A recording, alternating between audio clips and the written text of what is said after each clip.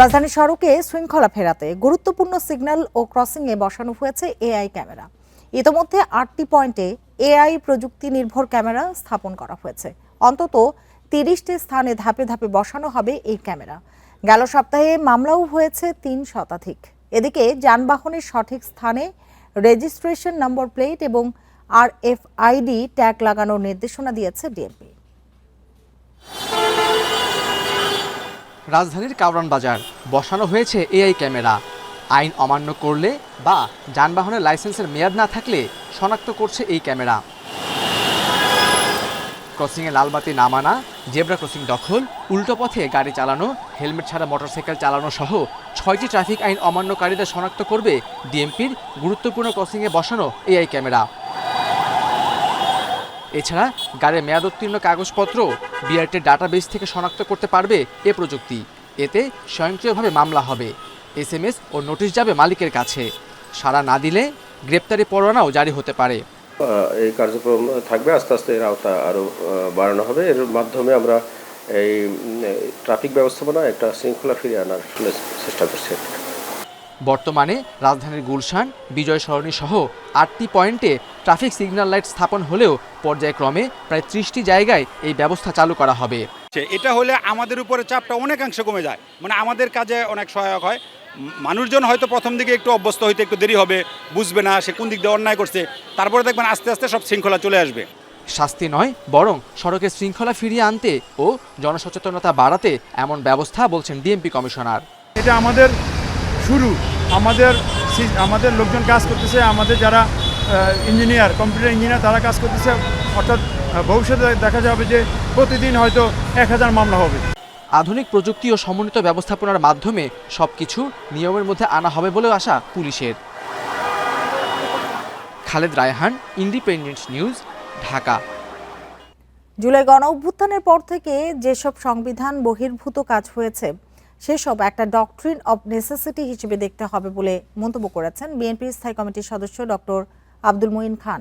বিকেলে রাজধানীর hotel ইন্টারকন্টিনেন্টালে citizens forum বাংলাদেশের এক আলোচনা সভায় তিনি মন্তব্য করেন।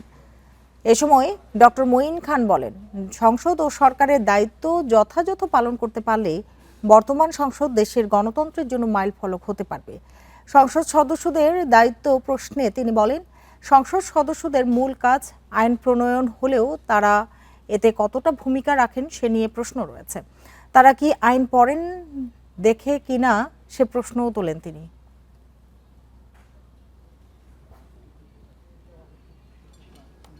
মূল কথাটি হচ্ছে যে সদস্য তার মূল দায়িত্ব, আমি যেটা বলবো মূল দায়িত্ব আইন প্রণয়ন, সেটা আমরা করছি নাকি আমি খোলাখুলি বলি আমাকে অপরাধ নেবেন না। আমার সমস্যা হচ্ছে সত্যি কথা বললে দুদিকে বিপদ। আমি যেখানে আসি সেখানেও বিপদ, আমার বিরুদ্ধে যারা আছে তাদের কাছেও বিপদ। এখন সংসদ সদস্যদের যে কনসার্ন আমার নিজের কাছে মাঝে মাঝে অপরাধী মনে হয়, আমি কি রাবার স্টাফ হয়ে বসে আছি কিনা। 34,500 কোটি টাকা ব্যয়ে পদ্মা ব্যারেজ সহ 36,695 কোটি টাকার 9 প্রকল্প অনুমোদন করেছে জাতীয় অর্থনৈতিক পরিষদের নির্বাহী কমিটি একনেক। প্রধানমন্ত্রীর সভাপতিত্বে একনেক সভায় অনুমোদন পাওয়া প্রকল্পের মধ্যে 3টি নতুন, 5টি সংশোধিত এবং 1টি সময় বৃদ্ধির প্রকল্প। নতুন বাজেটের পর এসব প্রকল্পের কাজ শুরু হবে বলে জানান পানি সম্পদ মন্ত্রী শহীদ উদ্দিন চৌধুরী অ্যানি। ভারতের পশ্চিমবঙ্গে ফারাক্কা বাঁধের কারণে শুষ্ক মৌসুমে বাংলাদেশের দক্ষিণ পশ্চিমাঞ্চলে পানি সংকটের হাহাকার চলে আসছে দশকের পর দশক ধরে। এ থেকে কিছুটা রেহাই পেতেই অবশেষে পদ্মা ব্যারেজ প্রকল্পের অনুমোদন দিল সরকার। বুধবার সচিবালয় মন্ত্রিপরিষদ বিভাগে প্রধানমন্ত্রীর সভাপতিত্বে জাতীয় অর্থনৈতিক পরিষদের নির্বাহী কমিটি একনেক সভায় এ প্রকল্প অনুমোদন দেয়া হয়। চলতি অর্থবছরের 11তম এবং বিএনপি সরকারের তৃতীয় একনেক বৈঠকে দেশের অবকাঠামো ও আর্থসামাজিক উন্নয়নের লক্ষ্যে নতুন সংশোধিত মিলিয়ে উত্থাপিত হয় 16টি প্রকল্প। বৈঠক শেষে পানি সম্পদ মন্ত্রী শহীদ উদ্দিন চৌধুরী অ্যানি জানান, পদ্মা ব্যারেজ হবে একটি মাস্টার মাইন্ড প্রকল্প। যে মাস্টার মাইন্ড প্রকল্প, যেটা আমাদের নির্বাচনী প্রতিশ্রুতি ছিল, ইশতেহারে ছিলেন মাননীয় প্রধানমন্ত্রী জনাব তারেক রহমান নির্বাচনের পূর্বে রাজশাহীতে গিয়ে জনসাধারণের সামনে সেটা বক্তব্য রেখেছিলেন, কমিটমেন্ট করেছিলেন। আজকে সেটা বাস্তবায়নের জন্য আমাদের এই প্রকল্পটি একটাকে অনুমোদিত হয়েছে। পদ্মা ব্যারেজ প্রকল্প বাস্তবায়ন হলে দেশের ২৪ জেলার প্রায় ৭ কোটি মানুষ উপকার পাবে বলে জানান মন্ত্রী।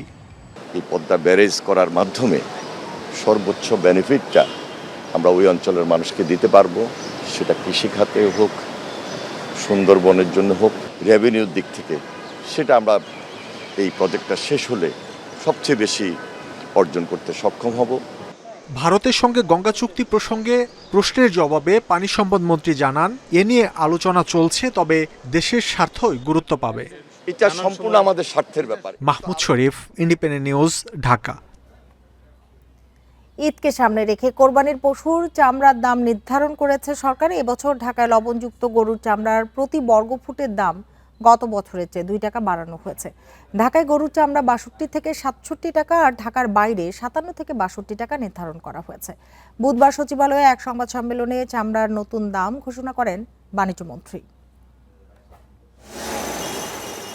দেশের চামড়া শিল্পের বড় যোগান আসে ঈদ উল আজহা আর কোরবানিকৃত পশু থেকে। এবারে কোরবানির পশুর দাম ও সার্বিক বিষয় নিয়ে সংশ্লিষ্টদের সঙ্গে বৈঠক শেষে সংবাদ সম্মেলনে আসেন বাণিজ্যমন্ত্রী। মন্ত্রী জানান, এবছর গরুর লবণযুক্ত চামড়ার প্রতি বর্গফুটের দাম গত বছরের তুলনায় 2 টাকা বাড়ানো হয়েছে।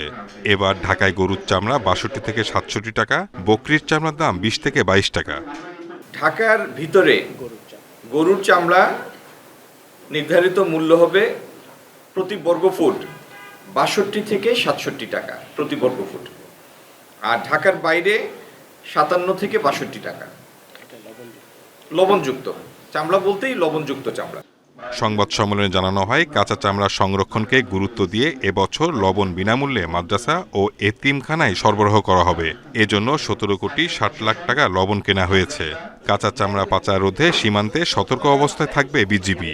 মন্ত্রী বলেন, চামড়ার ন্যায্য মূল্য নিশ্চিতে সরকার আন্তরিক রয়েছে। ঈদ এবং ঈদের পরবর্তী সময়ে স্থানীয় প্রশাসন অত্যন্ত সচেতন থাকবেন।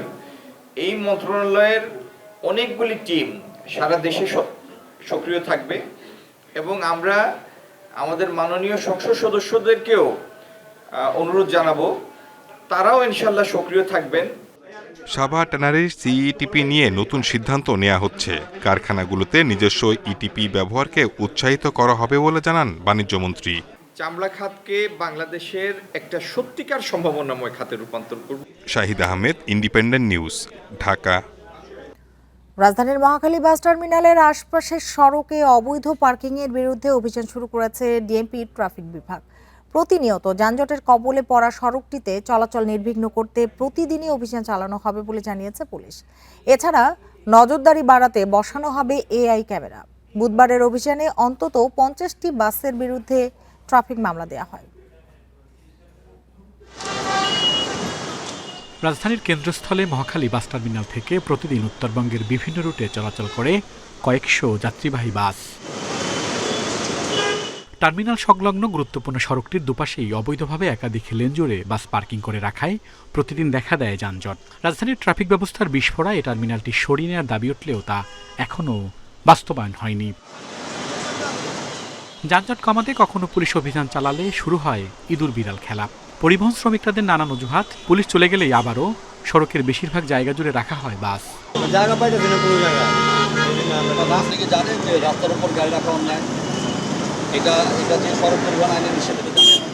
মহাখালী এলাকার যানজট নিরসনে এবার কঠোর অবস্থান নিয়েছে পুলিশ।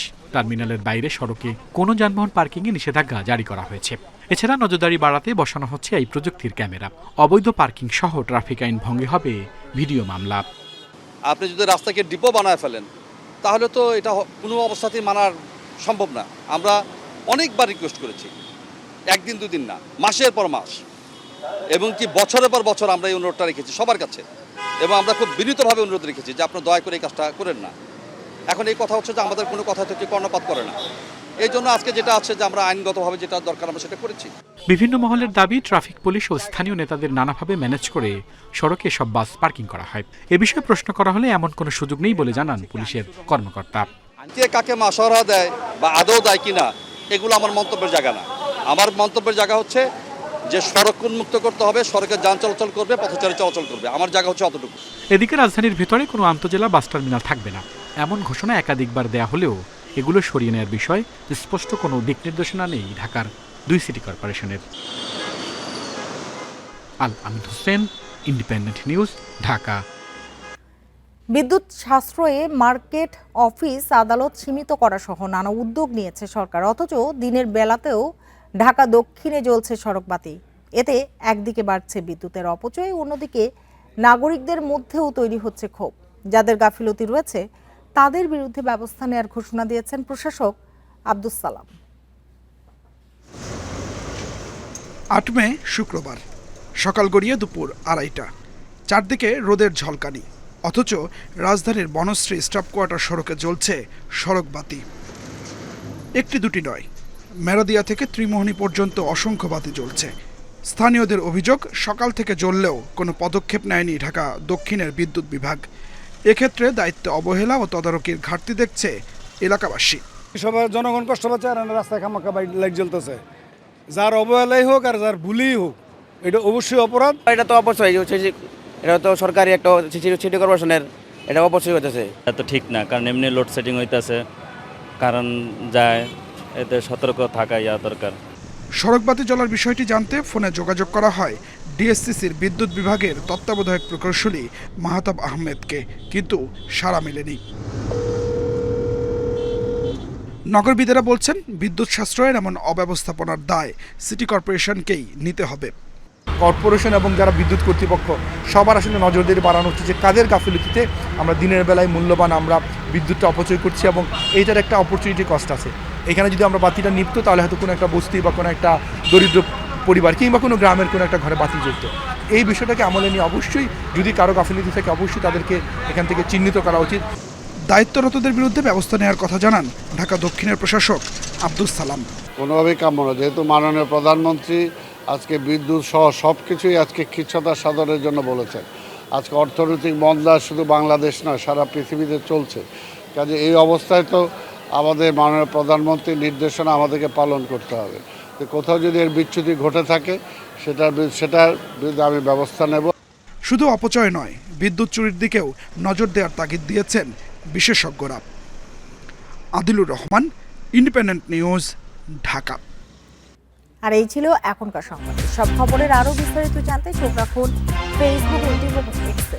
ধন্যবাদ সবাইকে এতক্ষণ সাথে থাকার জন্য।